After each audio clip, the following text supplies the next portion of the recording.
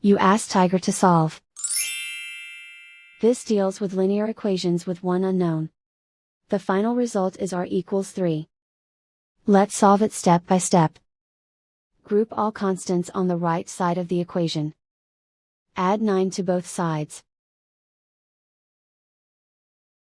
Simplify the arithmetic.